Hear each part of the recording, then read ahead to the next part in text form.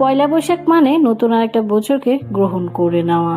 তাই বছরের প্রথম দিনে মেনুতে স্পেশাল আইটেম কিছু তো হতেই হবে। সকালের ব্রেকফাস্টে বানিয়েছিলাম রেড সস পাস্তা এন্ড দুপুরের মেনুতে ছিল জমজমাটি। খাওয়া দাওয়া কমপ্লিট করে টুবুসোনাকে ঘুম পাড়িয়ে দিয়েছিলাম। আর বছরের প্রথম দিনে টুবুসোনা নতুন জামা কাপড় পরে মেলায় যাবে না, ঘুরতে বেরোবে না, এমনটা হতেই পারে না। ঘুরতে যাওয়ার নামে বোধহয় শুধু বাচ্চারা নয়, আমরা বড়রাও লাফালাফি শুরু করে দেই।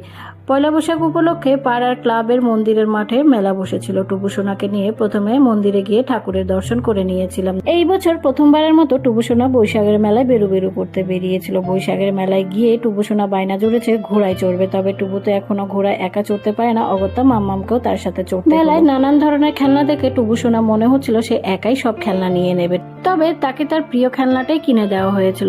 গরমে আর অন্য কিছুই খেতে ভালো লাগছিল না, তাই টুবুকে কোলে নিয়েই দুজনে আইসক্রিম খেয়ে নিয়েছিলাম। বৈশাখের মেলায় ঘুরতে বিকেলটা বেশ ভালোই কেটেছিল আমাদের।